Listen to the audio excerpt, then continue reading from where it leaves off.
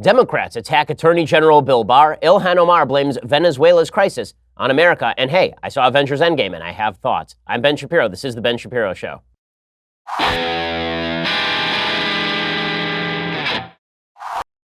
Oh yeah, there are going to be spoilers. So I'm just going to warn you, late in the show when we do Avengers Endgame, if you haven't seen the movie yet, I would recommend that you either fast forward or that you pause it. We'll get to all of that in just a second. First, let me tell you about Legacy Box. So if you want to give the greatest gift that you can give, I really believe this to anybody, it's the gift of their memories, preserving those memories, because as we get older, we have those memories stacked up in our garage or they're stacked up in our phone.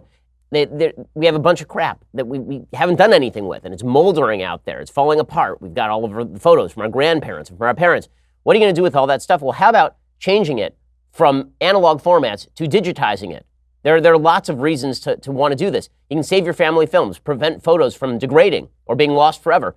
You're unable to play your recordings because you don't have a VCR anymore? Well, why don't you just translate that over to a digital format? You can ensure your family history is preserved forever. Send your Legacy Box filled with old home movies and pictures. They will do the rest over at Legacy Box. They'll professionally digitize your moments onto a thumb drive, digital download, or DVD. I've used it for my family. You should too. It's really fantastic. They have easy-to-follow instructions, safety barcodes included for every item, receive all your original recorded moments back, along with perfectly preserved digital copies, get personalized updates at every step, and receive up to 12 personalized email updates along the way. Legacy Box is the world's largest, most trusted digitizer of home movies and photos. All the work is done by hand right here in the United States. There's never been a better time to digitally preserve your memories, so go visit legacybox.com today to get started. Plus, for a limited time, they're offering my listeners an exclusive discount. Go to legacybox.com/Ben and get 40% off your first order. That's legacybox.com/Ben. Save 40% today. Get started preserving your past. Legacybox.com/Ben. Important gift, as well as just a really meaningful one. Legacybox.com/Ben. You can save 40% today. Okay, so we begin with the Democrats who are very, very angry at Attorney General William Barr. Today, the big story is that William Barr has said that he would not testify before a House panel. The Justice Department, this is according to Politico, the Justice Department issued a double-barreled rebuff to Democrats on Wednesday, informing the House Judiciary Committee that Attorney General William Barr would not show up for his scheduled testimony before the panel, and that the department would not comply with the subpoena for Special Counsel Robert Mueller's full report. The administration has the nerve to dictate our procedures. It's simply part of the administration's complete stonewalling of Congress, period. Okay, so a couple of things. It's not a complete stonewalling of Congress to turn over Mueller's entire report to Congress. That is not a stonewalling of Congress. And by the way, certain Congress people have seen the unredacted material. So the notion that Congress has not seen the unredacted material, even that is not particularly true.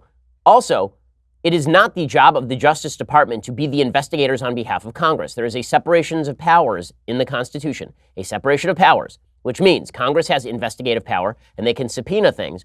And the Justice Department, which works for the executive branch, is not mandated to turn over those things. This is why the president can declare executive privilege. It's why the Justice Department can point out that it does not have to, under regulations, turn over underlying materials and investigations. Can you imagine if the power of Congress extended to the ability to go to the DOJ and then ask for all underlying confidential grand jury testimony?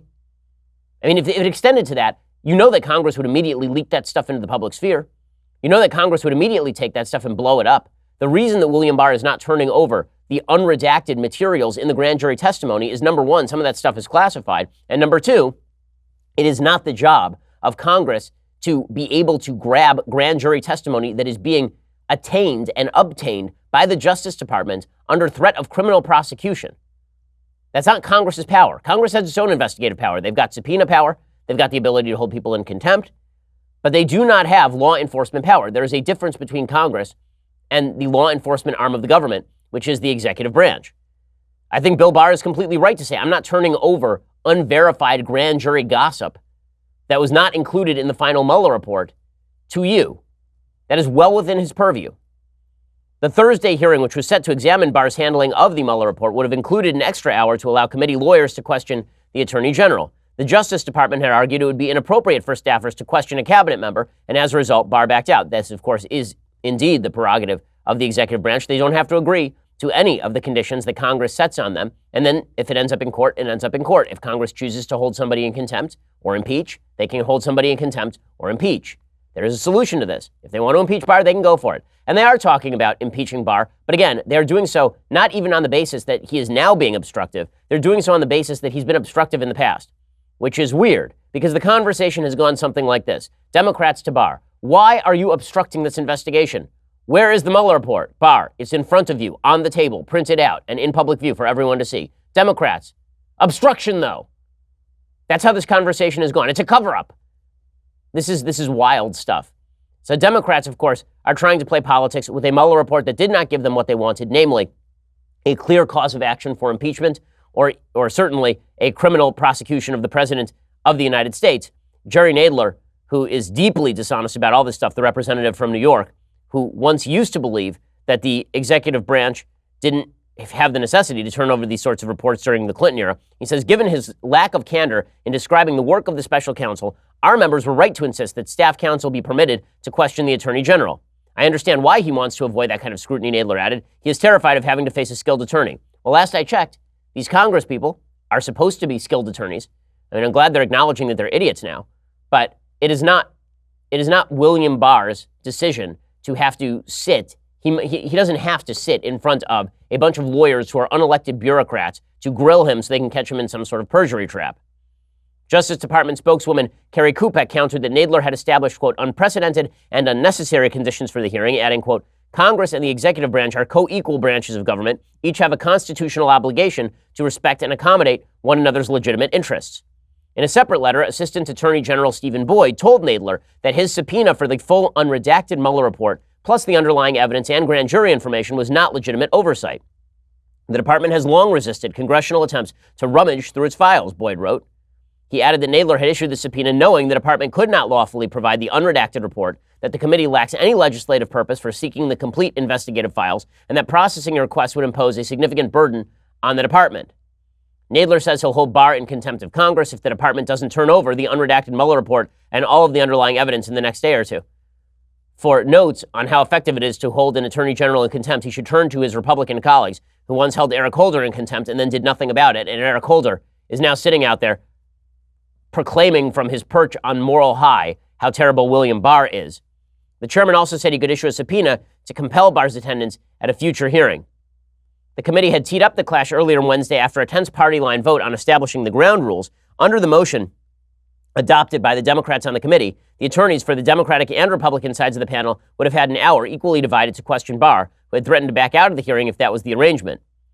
Democrats said that despite DOJ claims, there is ample precedent to use staff attorneys. Republicans have jumped to Barr's defense, asserting it would be disrespectful to have anyone but lawmakers question the attorney general. Now again, I don't see the purpose why, if I'm Barr, I don't do that. Because then I'm basically testifying in the open without the help of my own legal counsel in danger of perjury from lawyers whose job it is to create what we call perjury traps. Now, there are people out there who say, there's no such thing as a perjury trap, just tell the truth. Well, sometimes you can tell a version of the truth and people will not believe you and they will still prosecute you for perjury. Right? This is, for example, when Bill Clinton said he didn't know what the meaning of is. That is a very lawyerly answer, for example. Well, Barr could give a lawyerly answer and still be accused of lying. In fact, there are members of Democratic Congress who have suggested that he's lying right now, and he has not yet lied. It's pretty amazing. Well, the Democrats on the House Judiciary Committee are very upset about this, so upset that they brought a bucket of fried chicken to the House Judiciary Committee. It's pretty incredible. So Steve Cohen, who's another one of the geniuses in the Democratic House, he showed up to the hearing with a ceramic chicken and a bucket of fried chicken, which he proceeded to chomp and then talk about how Barr was a chicken. You guys you get it? Like he's a chicken? Like he's scared? Basically, Steve Cohen is Needles from Back to the Future 2. It's pretty... What are you, Chicken McFly? Here, Steve Cohen being a full-fledged silly person. Chicken Barr should have shown up today and answered questions. He was afraid of Barry Burke. He was afraid of Norm Eisen. An attorney general who is picked for his legal acumen and his abilities would not be fearful of any other attorneys questioning him for 30 minutes. This man was picked to be Roy Cohn and to be Donald Trump's fixer. The Black Sox look clean compared to this team. It's a sad day in America. A sad day in America. Here's my ceramic chicken, guys. Take me seriously. Chicken Barr. By the way, I'm really considering opening now, in discussion with my producers, opening a restaurant called Chicken Barr. It sounds delicious. There'd be many types of chicken. There'd be teriyaki chicken. There'd be fried chicken. There'd be chicken a la king, like all sorts of chicken. It sounds great. And William Barr's picture would grace the entrance because Chicken Bar. Yeah, I'm taking you super seriously when you say it's a sad day in America as you wield a ceramic chicken at me. Steve Cohen. Don't worry, guys. This is super serious stuff. Democrats are taking this really seriously. They've uncovered wrongdoing, so much wrongdoing that the entire report is sitting on a desk in front of them. Like right there. Then James Comey sounds off, so that's always exciting. James Comey, who has spent the last year and a half, couple of years, wandering the woods, staring at the sights of nature. Sort of like Thanos after the snap fingers. He's just become a farmer. He's just out there staring at the trees and being all weird. Well, now James Comey is back to write an op-ed for the New York Times in which he attacks all of his former colleagues as deeply corrupt. He says, people have been asking me hard questions. People are not you, dude. Like you standing in the mirror asking yourself hard questions, James Comey, those aren't people. That's just you. It's okay. He says, what happened to the leaders in the Trump administration, especially the Attorney General Bill Barr, who I have said was due the benefit of the doubt? How could Mr. Barr, a bright and accomplished lawyer, start channeling the president in using words like no collusion and FBI spying? Well, first of all, he used the words no collusion because the report found no collusion, and FBI spying because spying means surveillance, and surveillance was taking place, so there's that. How could he downplay acts of obstruction of justice as products of the president's being frustrated and angry, something he would never say to justify the thousands of crimes prosecuted every day that are the product of frustration and anger? Well, actually, James Comey, since you were incompetent at your job, you tried to rewrite the classification statutes to include intent as an element of the crime. You said Hillary Clinton didn't intend to expose classified material to public scrutiny, and therefore she was not guilty of the crime. Intent was not an element of the crime. You just rewrote the law to include it. You know where intent is an element of the crime? Obstruction of justice. So when William Barr goes to the president's state of mind, that's because intent is an element of the crime. If James Comey had two brain cells to rub together, it would help. We'll get to more of James Comey on this in just a second, but first, admit it, you think cybercrime is something that happens to other people. You might think that no one wants your data, or that hackers can't grab your passwords or credit card details. You would be wrong. Stealing data from unsuspecting people on public Wi-Fi, it's one of the simplest and cheapest ways for hackers to make money. When you leave your internet connection unencrypted, you may as well be writing your passwords and credit card numbers on a giant billboard for the rest of the world to see, which is why I decided to take action. To protect myself from cybercriminals, I use ExpressVPN. ExpressVPN secures and anonymizes your internet browsing by encrypting your data and hiding your public IP address. ExpressVPN has easy-to-use apps that run seamlessly in the background of your computer, phone, and tablet. Turning on ExpressVPN protection, that only takes one click. Using ExpressVPN, I can safely surf on public Wi-Fi without being snooped on or having my personal data stolen. For less than $7 a month, you can get the same ExpressVPN protection that I have. ExpressVPN is rated the #1 VPN service by TechRadar. It comes with a 30-day money-back guarantee. Protect your online activity today. Find out how you can get 3 months for free at expressvpn.com/Ben. That's expressvpn.com/Ben for 3 months free with a 1-year package. Visit expressvpn.com/Ben to learn more. Go check them out right now. Okay, so James Comey, writing in the pages of the prestigious New York Times, he says, how could William Barr write and say things about the report by Robert Mueller, the special counsel, that were apparently so misleading they prompted written protest from the special counsel himself? Note, as we mentioned yesterday on the show, the letter did not actually accuse William Barr of misstating the conclusions of the Mueller report. Basically, what Mueller wanted is for Barr to include all of the color commentary provided by Tom Musburger or whatever. He wanted all the color commentary that was going to show how mean and cruel and nasty Trump was without being criminal. And Barr kept saying, guys, that's not my job. I'm not the nasty, mean, cruel police. I'm the police. It's my job to prosecute crimes. And if no crime takes place, not my job to talk about my feelings about all of that. Nonetheless, James Comey, a guy who actually did go out and talk about all of the bad things Hillary Clinton had done and then exonerate her. Now he's ripping on Barr. He says, how could Barr go before the Senate Judiciary Committee on Wednesday and downplay President Trump's attempts to fire Mr. Mueller before he completed his work? Well, he didn't downplay that. The one thing that he certainly did do was mention that this was not a crime, which is his job. He says, what happened to these people? I don't know for sure, said James Comey. People are complicated, so the answer is most likely complicated. Okay, thanks.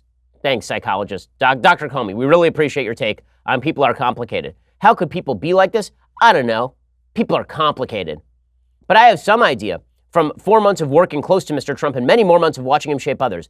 Amoral leaders have a way of revealing the character of those around them. Sometimes what they reveal is inspiring. For example, James Mattis resigned over a principle, a concept so alien to Mr. Trump it took days for the president to realize what had happened. You know who didn't resign over principle, as I recall? A tall gentleman, 6'9", kind of weird, gawky, gangly. Tried to hide in the curtains one time when Trump was talking to him. Yeah, didn't quit. Was fired. I see his name rhymes with Shmames Momi. I remember that guy. You remember that guy? I remember that guy. He says that William Barr and Rod Rosenstein, they have gone along with President Trump because President Trump just pressures people and they fall prey to the pressure. He tried it with me. I didn't go along with it, but these people will. These people will. You can't say this out loud, but in a time of emergency with the nation led by a deeply unethical person, this will be your contribution, your personal sacrifice for America. You're smarter than Donald Trump. You're playing a long game for your country. You can pull it off where lesser leaders have failed and gotten fired by tweet. Of course, to stay, you must be seen as on his team, so you promise further compromises. Compromise. Okay, remember, James Comey did not quit. He was fired. Okay, so now we get to what the Democrats have actually been accusing Barr of. And this is bewildering, because what exactly are they accusing Barr of doing? They're mad at him that he won't talk with the lawyers. You know, maybe Barr should show up and talk with the lawyers just to show them that he can run circles around them, but there's no necessity for him to put his life in danger, the possibility of being imprisoned for a perjury trap set by Democrats, for example, or an attempt to subpoena him in violation of, for example, executive privilege. There are a lot of legal issues that arise whenever the Attorney General testifies before Congress, which is why they do have a negotiation about setting the ground rules in the first place. But what exactly is Barr accused of doing? No one knows. He issued a 4-page letter. It accurately summarized the findings of the Mueller report. Even Mueller acknowledged that it accurately summarized the findings of the Mueller report. So here was William Barr testifying yesterday in front of the Senate Judiciary Committee, suggesting correctly that focusing on his 4-page synopsis when the entire report is available is really, really weird. I understood you to say, and these are my words, not yours, the first concern that Mr. Mueller had, he felt like your letter wasn't nuanced enough. Correct. Okay. That problem's been solved, has it not? Well, it was sort of solved by putting out the whole report. Exactly. Which was that's why I think this whole thing is sort of mind-bendingly bizarre, because I made clear from the beginning that I was putting out the report, as much of the report as I could. Okay, so this, of course, is true. He put out as much of the report as he could. So why are they focusing on a synopsis that is obviated by the actual report? This is like William Barr writes a summary of a book. The book is publicly available, and you're mad at his summary even though you could just buy the book. Barr also mentioned, hey, guys, like the Mueller team didn't recommend charges. I hate to break it to you, but the Mueller team had the ability to recommend charges to me, and they did not do so. They declined to do so. Here's Barr reminding Democrats of this fact. Has the Mueller team changed its mind on its conclusions? Its conclusions as to what? As to collusion, conspiracy, conspiracy. Not that I'm aware of. So the decision not to bring an indictment against the president for collusion, conspiracy with Russia has not changed. No, it hasn't. And the conclusion not to bring an indictment against the president for obstruction of justice has not changed. No. Okay, so that has not changed. None of that has changed. And then people on the left were saying, well, maybe the reason that Mueller didn't prosecute is because of the Office of Legal Counsel opinion that suggested that the president could not be prosecuted for obstruction of justice. And Barr said, nope, I talked to Mueller. Remember, Barr's under oath here. He said, I talked to Mueller 3 separate times. And Mueller said he didn't decline to prosecute because of the OLC opinion. He declined to prosecute because the evidence was not clear one way or the other. Special Counsel Mueller stated 3 times to us in that meeting in response to our questioning that he emphatically was not saying that but for the OLC opinion, he would have found obstruction. He said that in the future, the facts of a case against the president might be such that a special counsel would recommend abandoning the OLC opinion, but this is not such a case. We did not understand exactly why the special counsel was not reaching a decision. And when we pressed him on it, he said that his team was still formulating the explanation. Okay, so in other words, Mueller explicitly said to Barr, there's an OLC opinion. If we thought the fact pattern overcame the OLC opinion, we would just recommend the overthrowing of the OLC opinion. We don't think that happened here. So Barr asked Mueller, so why don't you just recommend a charge or not recommend a charge? And Mueller demurred. He said, we're coming up with an explanation. The real explanation is that Mueller knew he didn't have enough to charge here. He didn't want to exonerate President Trump. So instead, he wanted to dump out into public life all of the bad stuff about Trump, while sort of washing his hands of the whole thing. As I said yesterday, Mueller did not have the intestinal fortitude to simply pull the trigger on an obstruction of justice charge, nor did he have the legal backing. So instead, he took what I think is a pretty cheap way out by dumping all of the material in public and then suggesting, well, not up to me, up to William Barr. Kick it over there, even though it is his really responsibility to give a determination as to whether he thinks this thing is prosecutable or not. And then Barr points out, by the way, I didn't even exonerate Trump. I just said we didn't have enough material to prosecute, but I'm not exonerating the guy on all of the stuff that he did with regard to pressuring his underlings on the Mueller report. You, in effect, exonerated or cleared the president. No, I didn't exonerate. I said that we did not believe that there was sufficient evidence to establish an obstruction offense, which is the job of the Justice Department. And the job of the Justice Department is now over. That determines whether or not there's a crime. The report is now in the hands of the American people. Everyone can decide for themselves. There's an election in 18 months. That's a very democratic process. But we're out of it. And we have to stop using the criminal justice process as a political weapon. I love William Barr having to educate sitting senators in how law works. It is not my job to come up with stuff that's mean or bad. It's my job to determine whether the law has been broken. All the bad stuff is out there. You want to vote against him, vote against him. This is correct. William Barr is getting a lot of flack for suggesting that Mueller's letter to him was snitty. It is, in fact, a snitty letter, as I mentioned yesterday. It was Mueller not protesting that Barr had been dishonest in his letter, but protesting that Barr hadn't sufficiently captured his mood when he wrote the Mueller report. So Barr is correct in this characterization. This letter was an extraordinary act. A career prosecutor rebuking the Attorney General of the United States, memorializing in writing. I don't consider Bob at this stage a career prosecutor. He's had a career as a prosecutor. Well, he's a very eminent prosecutor. He was the head of the FBI for 12 years. I know of no other instance of... But he was also a political appointee, and he was a political appointee with me at the Department of Justice. The letter's a bit snitty, and I think it was probably written by one of his staff people.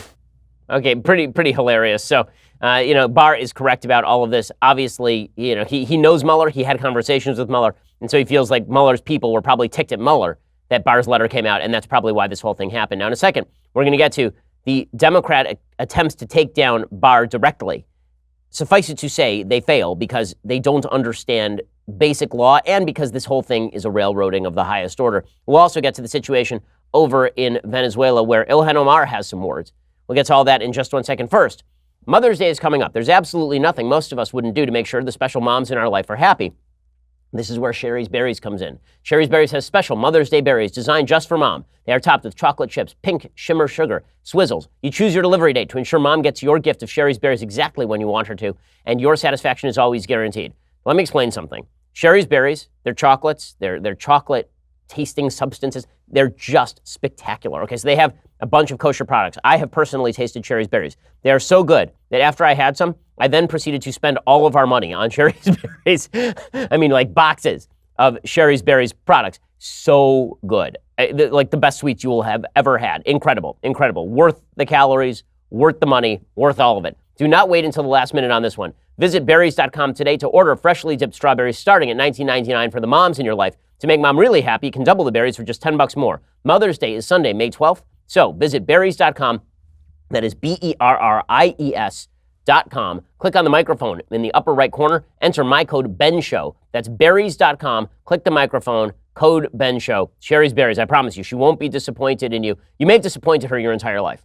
You may just be a ne'er-do-well. But I promise you, you want to make your mom happy? There's only one way to do that properly. That is berries.com. Go to Sherry's Berries and get yourself some Sherry's Berries for your mom. She will appreciate it, and she'll probably think that you're a better child also. Enter my code BENSHOW at checkout when you click the microphone for that special deal. Okay, so Democrats have decided that Barr is nonetheless, despite the fact that Barr has not actually violated the law, that he is not obstructing anything, they have decided that he is obstructing something, and that secretly, deep down in the cockles of his heart, Mueller was ready to prosecute Trump, and Mueller just decided not to prosecute Trump because, what, William Barr waved a magic wand? He said the magic words, and then Mueller turned into a pumpkin? Or what? The funniest thing here was Democrats trying to push Barr to say that Donald Trump should be prosecuted for non-criminal behavior. So the report, which I have read the entirety of, summarized twice on the show, the report does not include evidence of criminal conduct by the President of the United States, at least criminally prosecutable conduct by the President of the United States. It includes a lot of bad behavior, a lot of immoral behavior, a lot of behavior that is not appropriate for the President of the United States to engage in. That is not criminal. as William Barr, the Attorney General, whose job it is to prosecute criminal violations, told Dianne Feinstein, who certainly knows better, the senator from California. You still have a situation where a president essentially tries to change the lawyer's account in order to prevent further criticism of himself. Well, that's not a crime.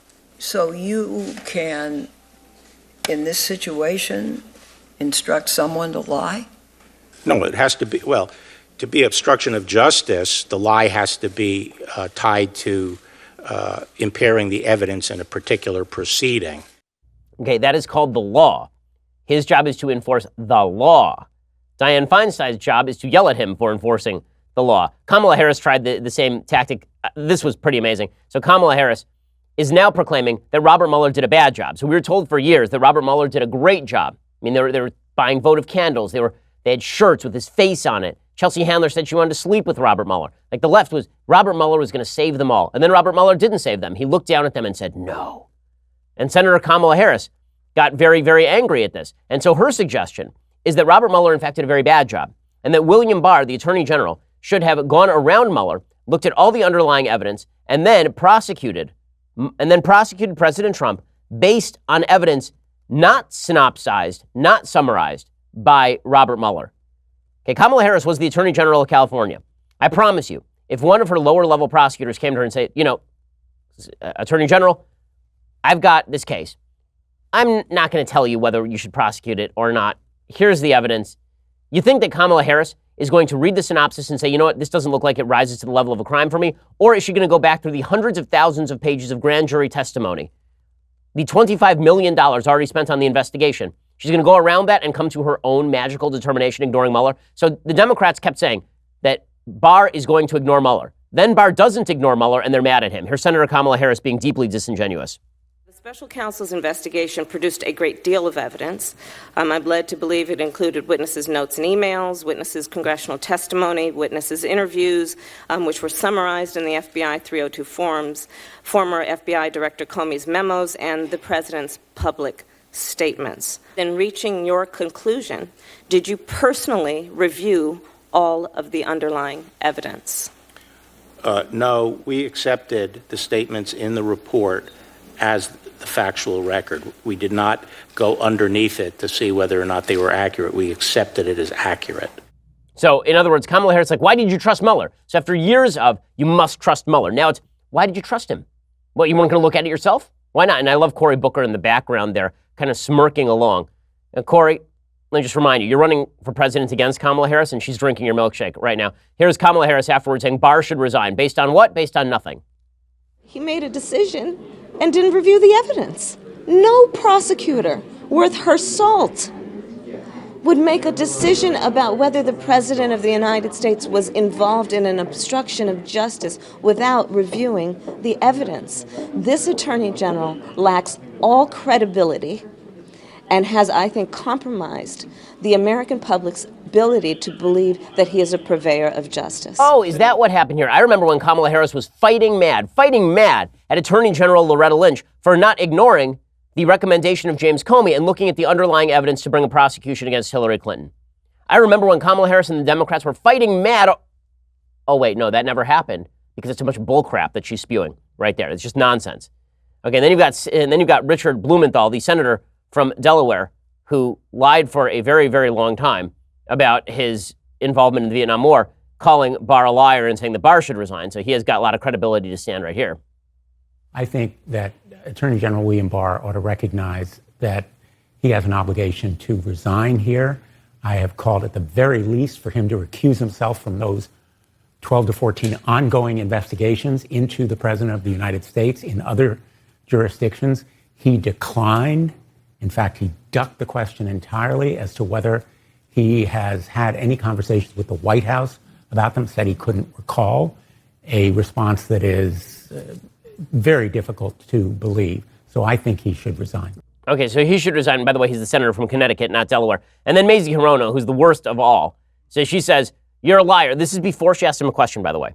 She didn't ask him a question and then accuse him of lying to her. She just said, you're a liar and a mean man, and I hate you, and I don't like your hair, and you're ugly, and you have bad glasses, and you smell. Senator Mazie Hirono from the great state of Hawaii. Well done, Hawaii. Now, the American people know that you are no different from Rudy Giuliani or Kellyanne Conway or any of the other people who sacrificed their once decent reputation for the grifter and liar who sits in the Oval Office. You once turned down a job offer from Donald Trump to represent him as his private attorney. At your confirmation hearing, you told Senator Feinstein that, quote, the job of Attorney General is not the same as representing, end quote, the president. So you know the difference, but you've chosen to be the president's lawyer and side with him over the interests of the American people. Okay, so well done, Mazie Hirono. I mean, that's some hard-hitting questioning right there. Ted Cruz, senator from Texas, was a guest on our program yesterday, sitting through all of this nonsense. Senator Cruz has a rough job. He actually has to sit in these committees while these Democrats say this stuff and then be polite to them. That's a very difficult job, and the man does have a lot of forbearance. But you would have to be the Zodiac Killer, obviously. So Senator Ted Cruz, he just rips on the Democrats, and you can see William Barr trying not to laugh as Senator Cruz does so. The principal attack that Democratic senators have marshaled upon you, it's an attack that I want people to understand just how revealing it is. If this is their whole argument, they ain't got nothing. So their entire argument is, General Barr, you suppressed the 19 pages that are entirely public, that we have, that we can read, that they know every word of it, and their complaint is it was delayed a few weeks. If that is their argument, I have to say that is an exceptionally weak argument. Even Barr can't hold himself back at this point. The best reaction in all of this, by the way, as always, belongs to Chris Matthews over at MSNBC. Got my morning, come here on the show. Maybe watch a little pornography last night. And I have a few metaphors for what happened to William Barr last night. I was watching it was weird. Pizza guy showed up, knocked the door. Lady answers the door. She said, I want a pizza. He said, here's your pizza. And then things get all weird. Strange. I watched that last night. It made me think of the Mueller report. It made me think of William Barr. I don't know why. Because that's just how things go in this crazy head of mine. Go, Chris Matthews, go. Once he's testified before Mr. Mueller's special counsel investigation, how can he now say, I won't make the same testimony in public claiming executive privilege? I think it is sort of like virginity kind of thing. Once you start talking about a matter in your jurisdiction, and then you say, oh, I'm not doing it anymore. You can't do it once you've started. I understand that's how executive privilege works. Once you've given it up, you can't grab it back. I'm not going to go with you on that metaphor, Chris. I'm sorry about that metaphor I used before. I've been admonished already about it, so I really shouldn't have used it.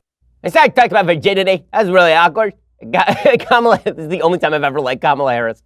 Kamala Harris is trying not to burst out laughing at Chris Matthews. And William Barr is like, he didn't assert executive privilege, and he wants to assert executive privilege like a lady trying to hide her virginity.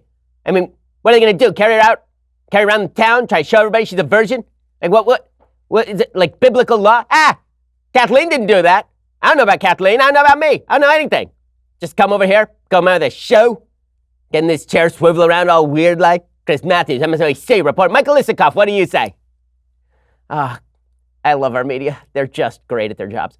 All right, in a second, we're going to get to the latest developments from Venezuela. Suffice it to say, things are not great. But first, it can be a little frustrating, especially if you're in a hurry or running late, to find yourself at a railway crossing waiting for a train. Right? You're sitting there, and nothing's happening, and you're thinking, okay, I could probably make it around these little barriers here. Well, if the signals are going and the train is not even there yet, you might feel a little tempted to try to gun it and get across the tracks. Don't do this, ever. This is a stupid, stupid idea. Trains are often going a lot faster than you expect them to be going, and they cannot stop. It's not like they can hit the brakes or blast the horn at you or something, and then stop the train. That's not how it works. Even if the engineer hits the brakes right away, it can take a train over a mile to stop. By that time, what used to be your car is just a crushed hunk of metal, and what used to be you is a crushed hunk of human flesh. It's good times. The point is, you don't know how quickly the train is going to arrive, and the train can't stop even if it sees you, and sometimes you can't see the train properly, and it can't see you properly, and even if it can, it's going to run you over. The result? Disaster. So, if the signals are on, assume the train is on its way. Please do not be a stupido, and you just need to remember, you should stop, because the train cannot. Okay, so, in a second, we are going to get to the situation in Venezuela, and our moral light in the U.S. Congress is speaking out about Venezuela. We'll get to that in just a second. First, you have to go over to dailywire.com. For $9.99 a month, you can get a subscription to dailywire.com. When you do, you get the rest of this show live. You get the rest of Andrew Klavan's show live. You get the rest of Michael Knowles' show live. You get the rest of Matt Walsh's show live. You get 2 additional hours of me every single afternoon. And we have great guests. Like yesterday, we had on Arthur Brooks from the American Enterprise Institute and Senator Ted Cruz. Also, the show is basically like an all-day show at this point because I do this show in the morning, and then later I come back and do 2 more hours. So I am doing like 24-hour news coverage from this desk right here. The least you could do is subscribe and become part of the club. Also, when you get the annual subscription for $99 a year, you get this, the Leftist Tears Hot or Cold Tumbler. It is magnificent. You will enjoy it. You will live it. You will love it. So go get one of those and make your life better right now. Also, make sure that you give us a follow at YouTube or iTunes and leave us a review. We always appreciate it. We are the largest, fastest growing conservative podcast and radio show in the nation.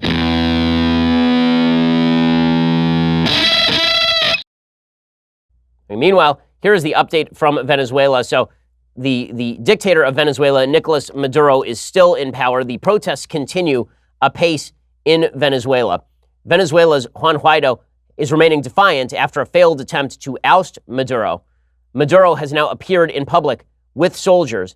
These soldiers, some of them are Venezuelan soldiers, and some of them apparently are from Cuba. According to the BBC, in a show of defiance against his opponents, Venezuelan President Nicolas Maduro appeared flanked by soldiers at an army base in Caracas on Thursday.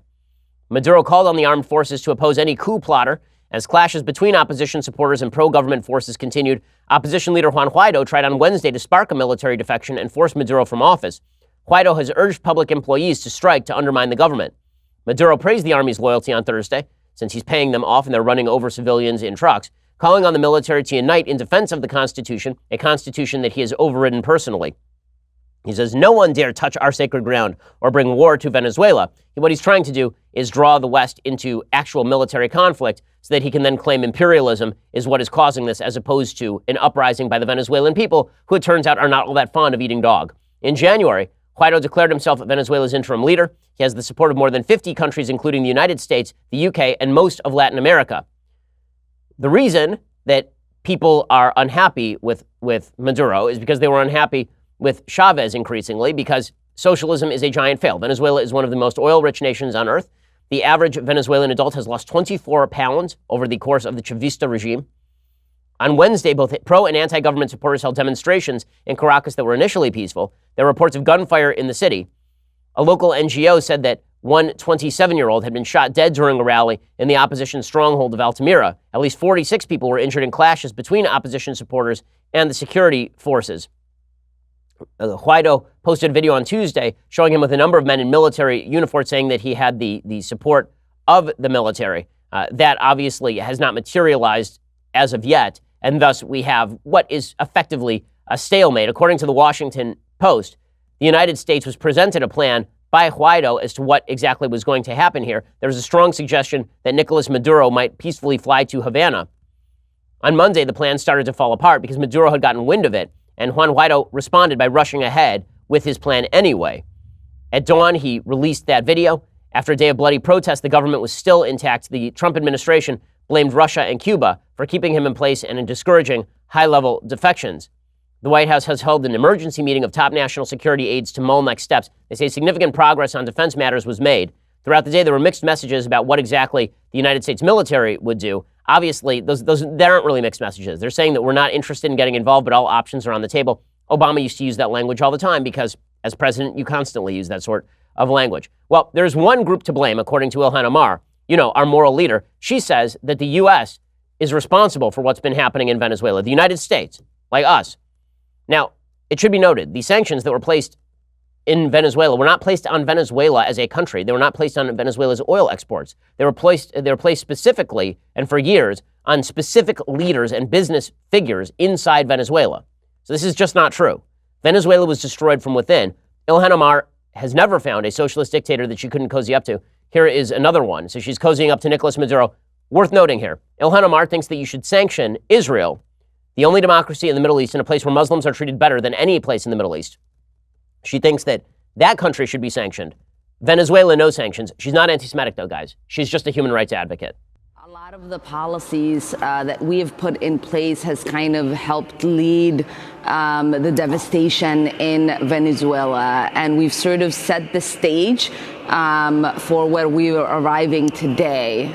This particular bullying and the use of sanctions to eventually intervene and make regime change really does not help the people of countries like Venezuela, and it certainly does not help, and it's not in the interest of the United States.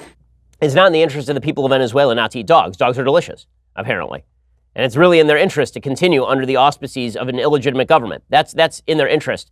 And if you don't agree, that's because you are an Islamophobe or something, right? That's the direction this is going. Meanwhile, the President of the United States was honoring Yom HaShoah today. Yom HaShoah, of course, is the International Day for the Remembrance of the Holocaust. And that is perfectly appropriate at a time when anti-Semitism is spiking. Anti-Semitic attacks have indeed spiked to the highest level in decades. According to the Associated Press, Israeli researchers reported on Wednesday that violent attacks against Jews spiked significantly last year, with the largest reported number of Jews killed in anti-Semitic acts in decades, leading to an increased sense of emergency among Jewish communities worldwide.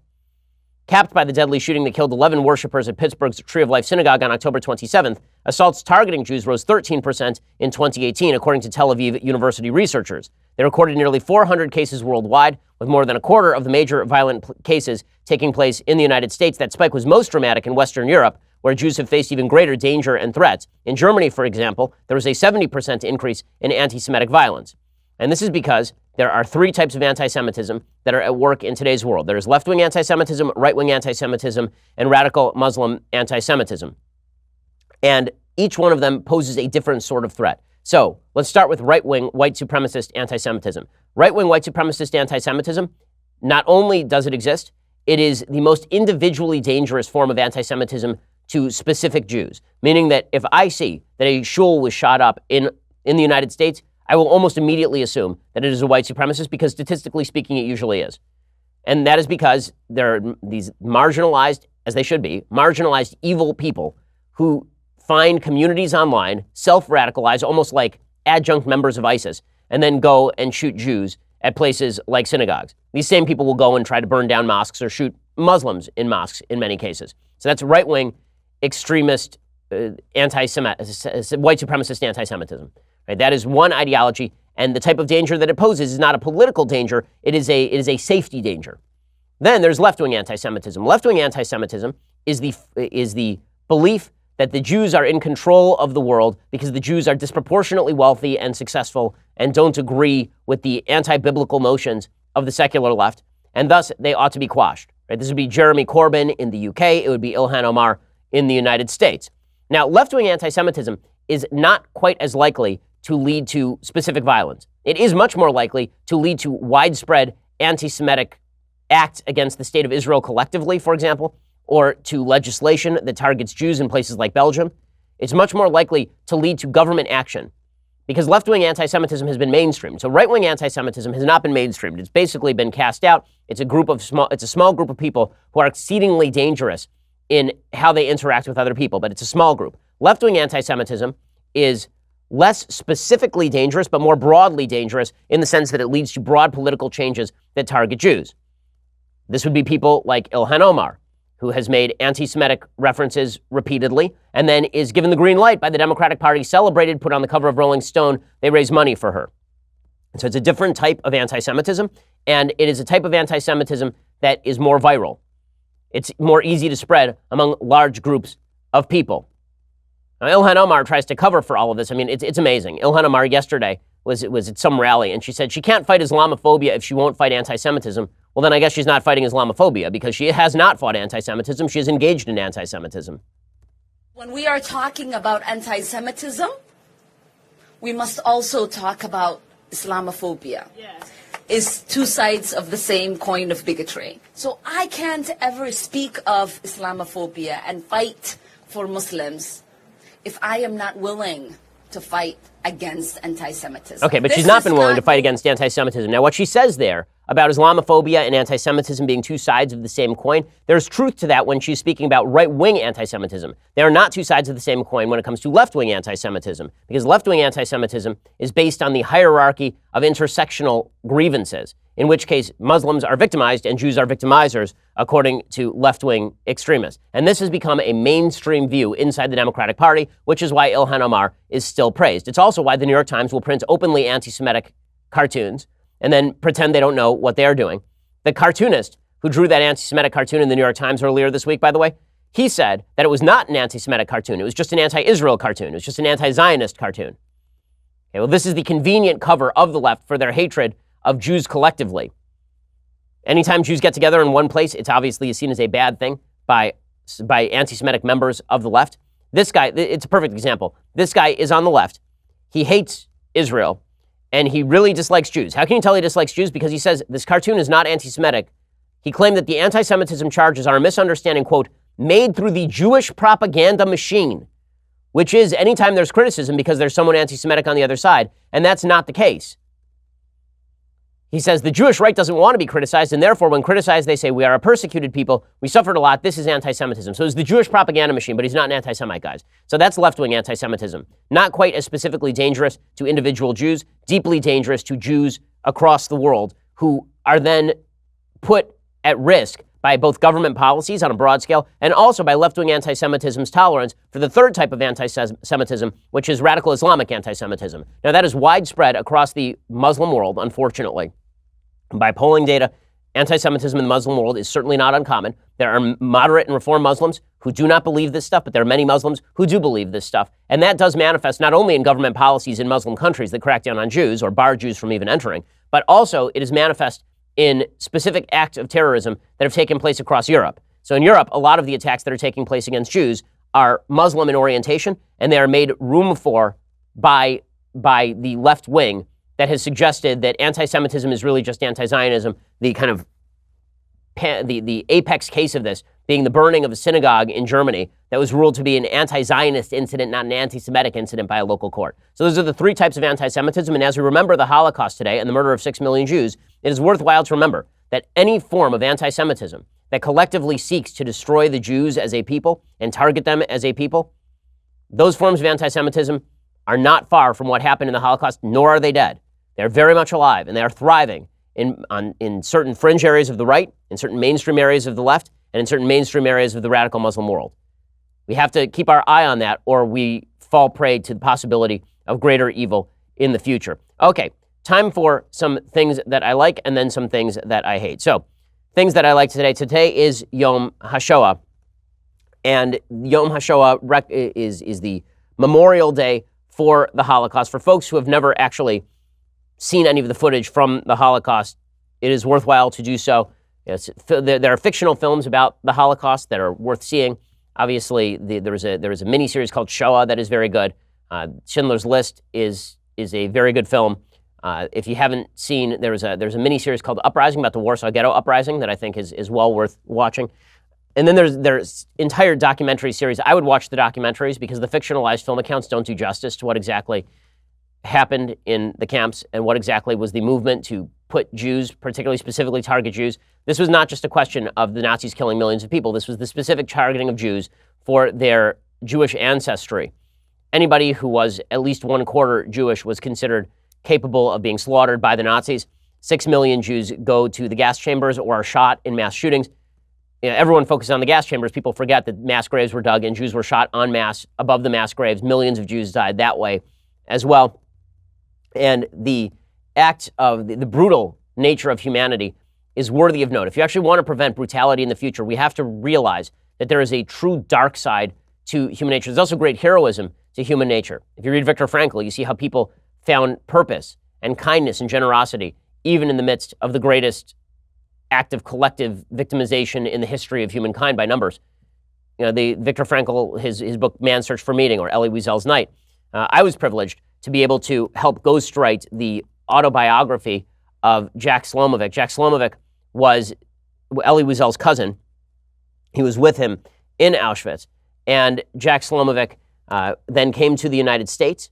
He became an immigrant to the United States. His story is really pretty amazing. I was privileged because I know his son. I'm friends with his son. As he was dying, he was diagnosed with late-stage cancer.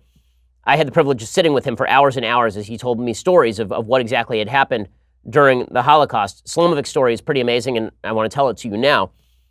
He passed away in 2011. He was born in 1925 in a little town in Czechoslovakia called Salatvina. With the outbreak of World War II, the Hungarians took over the town. They implemented anti-Jewish laws at the behest of the Nazis. In 1944, the Germans themselves then came and occupied Salatvina, and they moved all the Jews into a ghetto, and from there, the Jews were shipped directly to Auschwitz. Slomovic was shipped with his father, his two uncles, and his cousin Elie Wiesel to Buna, which was a labor camp near Auschwitz. His mother, 5 of his siblings, were immediately separated from them and then sent to be gassed to death in the chambers. Over the next year, Slomovic was shuttled to several concentration camps. He was forced on death marches. He was able to steal small bits of food to keep his family alive. He tried to protect his father all the way through the Holocaust. He somehow kept his father, who was ailing, alive all the way to the end of the Holocaust. But literally the day before liberation at Theresienstadt, his father had already become deadly ill with typhus and died in his arms days after the liberation in Theresienstadt.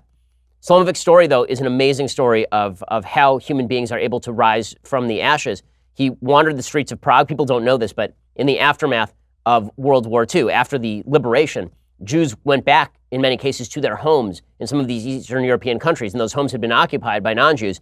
Something like 10,000 Jews were murdered in the aftermath of World War II simply for going back to their homes and saying they wanted their homes back, and then the people who were living there would kill them. In any case, Slomovic wandered the streets of Prague. Eventually, he found his way to the Sudetenland and sought an American visa. By the time he got his visa, war had broken out in the nascent state of Israel. And instead of using that visa to travel to the United States, instead, Slomovic volunteered to be smuggled into Israel to fight on behalf of the Jewish state. They took him off the boat, they gave him 2 hours of training, they handed him a rifle, and then they sent him to the front lines of Latrun, which was the bloodiest battle of the Independence War.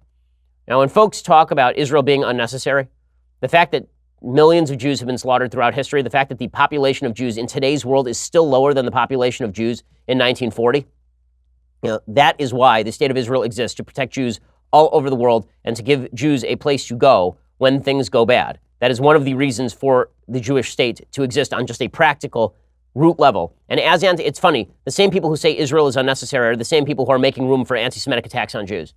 They say Israel is unnecessary, Israel's bad, and also anti-Jewish acts in the West are just anti-Israel acts. Do you think we believe you? Really, do you think we believe you? That when you say you're just anti-Zionist, and therefore it's okay for people to be anti-Semitic against Jews, you think that we believe that if you got rid of the state of Israel, suddenly you'd be nice to the Jews? I have my doubts. In any case, Slomovic was shipped over to the front lines of Latrun. 150 people went into battle along with Slomovic, and only 15 came out in one piece. Slomovic actually became a guy who served behind enemy lines. He was good at it. He met Prime Minister David Ben-Gurion, who gave him a bottle of vodka before one particularly dangerous mission. And Slomovic was part of all of these secret missions. So at the end of the war, Slomovic felt that his role was done. He moved to the United States. He had a 6th grade education. He worked as a day laborer and a night watchman to make ends meet. And then he began working as an apprentice to an electrician. And then finally, he went out on his own. He literally walked the streets looking for jobs on which he could bid. Within a few years, he was running a full electricity store with a bunch of employees. And then he eventually became a millionaire, became a pillar of the LA Jewish community, supporting local schools and synagogues, became trustee of the Jim Joseph Foundation, which is a $1 billion endowment focused on Jewish education. The Holocaust is a grave act of evil. The anti-Semitism that supported the Holocaust still lives in many human hearts, and the possibility of that darkness still exists. Please go watch the footage today in honor of the people who died, and remember that evil is never truly gone, unfortunately, but neither is good, and that good is there. That's why we have to stand between the evil and those it would victimize. Okay, time for a quick thing that I hate. So I lied, this is gonna be quick. So I saw Avengers Endgame last night with my wife. Now, I didn't hate it, okay? It's a little strong to say that I hated Avengers Endgame, but I don't really like throwing cold water on people's favorite movies and the things that they love a lot. Well, I won't say I don't like doing it. I don't enjoy it more than I should. In any case, Avengers Endgame, it is 1 million hours long. It is the Wagnerian ring cycle, and it has moments, but there are a bunch of spoilers coming, guys. It does not work as a film. It basically destroys all of the main characters that you actually care about in favor of a bunch of characters you don't. It's got the Star Wars problem. So the new Star Wars basically took all the characters you like and killed them off to make room for characters that you don't actually care about. It relies on the nostalgia that you have for the last 16 films. And it is a cool thing that they were somehow able to put together 16 films that led all the way up to this final film. Like that's really a neat achievement on a cinematic level. The problem is none of this works, and they destroy all of your favorite characters, with probably the exception of Black Widow, Scarlett Johansson, who finally gets a character arc that is worthy of her acting skills. So here are all the spoilers. So Iron Man obviously plots, right? At the end, Iron Man dies. Iron Man's character arc is the only interesting thing in this movie, but they totally botch it. The reason that they botch it is because Iron Man, Robert Downey Jr.'s character, for all of his movies, the struggle for Iron Man has been not, do I go save the world or am I selfish? That's solved in movie 1. Right? The rest of the movies are all about, will he settle down with Potts? Will he settle down? Will he build a family? Can he contain himself? Will he become a solid citizen? Right? That was the struggle of Robert Downey Jr. When was he going to grow up and be an adult? That was the question of Robert Downey Jr.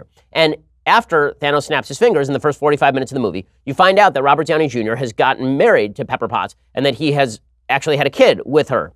And this is good, right? This is a good setup. And then it arises through really dumb coincidence. Hey guys, have you ever had the idea of time travel? Have you thought about it? Like, seriously? And then Robert Downey Jr. is like, oh man, well, I guess, and I haven't thought about it, it's impossible. Well, I have 5 minutes here. So in 5 minutes, he comes up with a time travel plan. So forget about how silly that is, that he comes up with a time travel plan in the next 5 minutes. It's an Avengers film. You can't look for, him to spend 4 years trying to figure out how time travel works or anything like that. But here's the problem. Now, Tony Stark has stakes. The stakes are, and they present this choice, it's ready to be made. The stakes are, do you go back and change the past and thus lose what you have built for yourself in the aftermath of you becoming a mature human being? Lose a daughter. Do you sacrifice your own daughter to save the world? Right? That's a real moral choice. But then they obviate that choice in the next 30 seconds of the film, where they explain that if they go back and change the past, it won't actually change this timeline, and therefore Tony Stark's kid will still be alive, and his wife will still be alive, and everything will be hunky-dory. So now this just becomes another Iron Man film, where it's about Tony Stark risking himself to go save the world, but there are no heightened stakes at all. So you've built up to his final character transformation into a responsible human being, and the question is going to be, now is he even more responsible than the responsible human being? He's built a family. Now, is he willing to sacrifice his own family and his own happiness in order to save the world? And the answer is, we're not going to make him answer the question because we don't have the guts to actually pose that choice. So that's the problem with Iron Man's character. Captain America's character, the problem with Captain America's character is they've always gotten it wrong. So Captain America is basically John McCain. He's supposed to be this crotchety old guy in a young guy's body, a man out of time. Captain America has never felt like a man out of time to me. He's just felt like generic superhero who's kind of dopey and a good guy. Right? That's the way Chris Evans has played him. And this isn't just because Chris Evans dislikes me.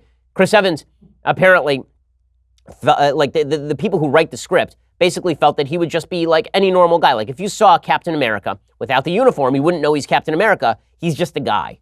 Well, that's not how the character is in the comics, and that's not how the character should be here. So the stakes for Captain America aren't extraordinarily high.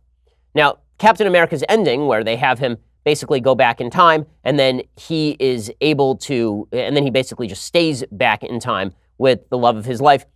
I was fine with that. I really didn't have a huge problem with his ending. I thought his ending was the most appropriate. I thought Iron Man dying, even that would have been appropriate if they had set it up properly. That was okay. The person who I really couldn't stand what they did with him was Thor. So what they did with Thor makes no sense on a character level. So I understand you guys wanted the joke. You wanted Thor with the dad bod. Got it. Okay, you want him to be fat and burp a lot and be Big Lebowski. Okay, it's funny for the first 5 minutes. And then this is not Thor, right? We've had several Thor movies at this point. Thor's problem has never been lack of courage. It's always been that he is afraid that he does not have the moral fiber to be the leader. It's been that he's afraid of leadership. That's been his moral conflict, is that he's been afraid of leadership the whole time, and leadership has to be thrust upon him, and then he realizes he's a leader.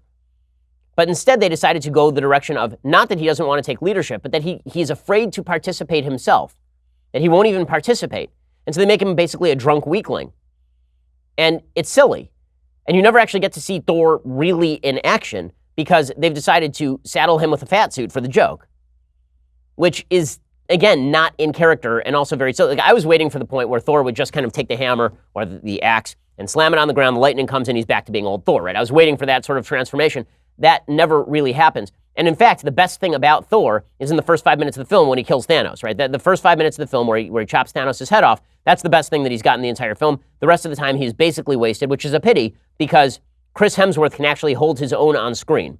I don't think Chris Evans can. I think Chris Hemsworth can with Robert Downey Jr., but they don't give him anything to do except be funny, which he is. I mean, in that there's a final kind of thing with Chris Pratt and Chris Hemsworth that's very funny. Okay, but he was supposed to be more than a funny character. If you watch the first Thor film directed by Kenneth Branagh, it was supposed to be far more serious. Also, as my business partner, Jeremy Boring, has pointed out, that it's pretty obvious from the film that they wanted Anthony Hopkins to come back and do a scene with Chris Hemsworth, and Chris Hemsworth, they weren't able to get Hemsworth to do it, so instead they brought back Rene Russo for a conversation, and it really doesn't work fantastically well. Thanos is built up in the first Avengers film as this guy with an interesting backstory and with an actual rationale, right? He feels that balance has to be brought back because he lived on a planet where overpopulation was a problem, so he snaps his fingers, half the people are gone, balance is restored. Okay, now they bring us back to old Thanos, who still has that same mission, and they basically just turn him into Big Baddie, right? Now he doesn't have an interesting backstory. Now he's just a sadist. And there's a line near the end of the film where he turns to Robert Downey Jr. or Captain America. I think it's maybe Captain America. And he says, your little planet, I'm going to enjoy destroying it. Okay, come on. Like, if you want to draw a good villain, then you can't just make them a sadist. Every bad villain, like Steppenwolf from Justice League, is just a sadist who wants to do bad stuff. But Thanos had an interesting backstory. And the thing about Thanos is that Thanos was willing to sacrifice his own daughter for what he believed in. Right? Thanos, he's immoral, he's a bad person, but he's willing to make a sacrifice they don't even ask Robert Downey Jr. to make in the second Avengers film. So that is a problem as well. Now, there are two characters who I do think are treated well by the script. Black Widow is treated well by the script. Hawkeye, Jeremy Renner, is treated well by the script. Carol Danvers, the Captain Marvel character, I just have to say that she's insanely boring. So I didn't actually see the Captain Marvel film. I'm intending on going and seeing it at some point. I didn't really feel the compunction to see it, but I suppose that I will see it. In any case, she's in the film, but she's basically a block of wood that breaks things. Right? That's what Carol Danvers does. She doesn't have any character. You don't know why she's there. You don't know her motivations. She just flies around and she smashes things. All right. And she's Deus Ex Machina.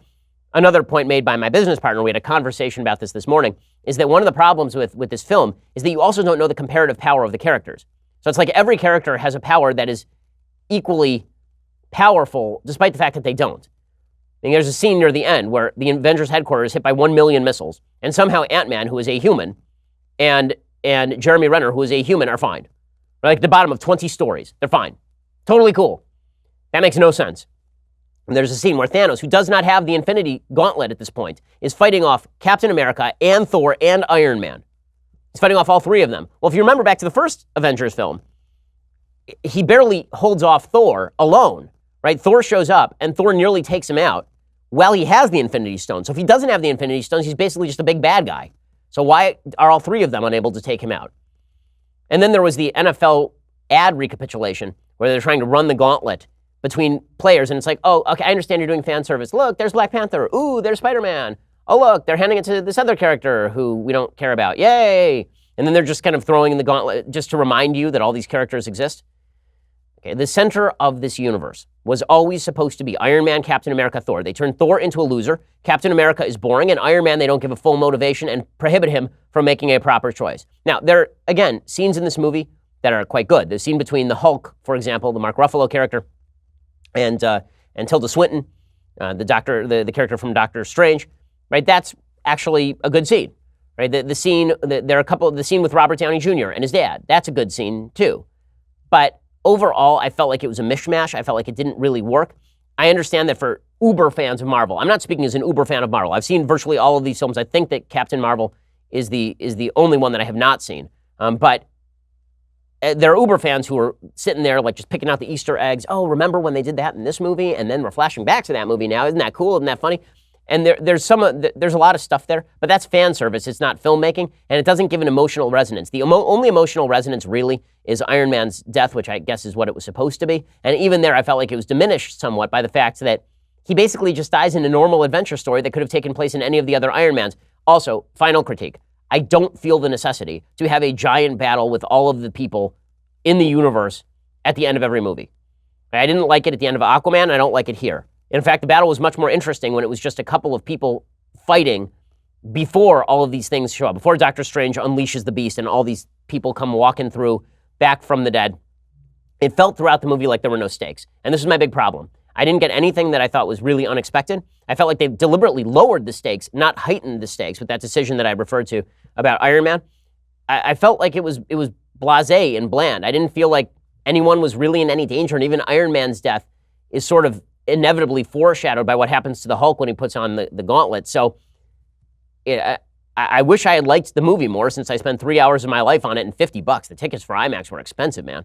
But I will say that I understand why people enjoyed it if you're a super fan, but I'm not going to, I am not up with this is great. Now, where is the future of Marvel? This is a serious question, because when you look at the second ranks of characters, they've now gotten rid of all their big stars, right? Chris Hemsworth, I guess, might appear in the future, but not in a Thor movie. He'll probably do a cameo in a Guardians of the Galaxy movie, which is a Chris Pratt property. So Guardians of the Galaxy will continue to be a functioning series because all those characters are still there. But who's going to be the new Iron Man? Can they replace Robert Downey Jr.? I don't think so. I really don't think so. He's too iconic. And especially if they decide to make it Gwyneth Paltrow or something. She's been in all the movies. She's not the reason people see movies. Do they really think that, what's the name of the character who replaced the Eagle? Who's going to replace Captain America? That's not going to play. There are great black superheroes, right? Black Panther is one of them. That's a viable property. I don't think that just sliding the Eagle into Captain America's suit. By the way, does he have any superpowers at all? Like, Captain America took the serum. Is the guy who's becoming the new Captain America, does he have the serum, or is he just a human with a shield? As for Thor, they really think they can replace Chris Hemsworth with Valkyrie? And again, the character arc for Thor doesn't exist. So his whole character arc is he refuses to take leadership, but he's the best among us, and thus he will receive the hammer, right? That is Thor's character arc. And at the end, not only does he not receive the hammer, but also he then hands off the mantle of leadership, which he has been attempting to avoid his entire life. So it's never thrust upon him, and he never takes it. So in the last Thor movie, he actually does take it, right? In the last Thor movie, he is forced to take it, right? He loses his eye, he becomes weathered, he loses the long hair, he loses the beard, right? Suddenly, he is, the king that his father was. And by the end of this movie, he's back to being the loser he was at the beginning of movie number 1. So, lots of problems with the movie. Paul Rudd did a good job as Ant-Man. Okay, we're done. We'll be back here later with a couple more hours. This is The Ben Shapiro Show.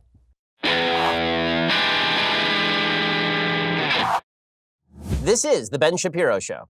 Executive producer Jeremy Boring. Senior producer Jonathan Hay. Our supervising producer is Mathis Glover. And our technical producer is Austin Stevens. Edited by Adam Sayevitz. Audio is mixed by Mike Caromina. Hair and makeup is by Jesua Olvera. Production assistant Nick Sheehan. The Ben Shapiro Show is a Daily Wire production. Copyright Daily Wire 2019. I'm Michael Knowles, host of The Michael Knowles Show. Students at Hofstra University are demanding the school tear down a statue of Thomas Jefferson. Meanwhile, a Northern California public school district wants to remove a mural of George Washington. We will analyze the end of history. Check it out at dailywire.com.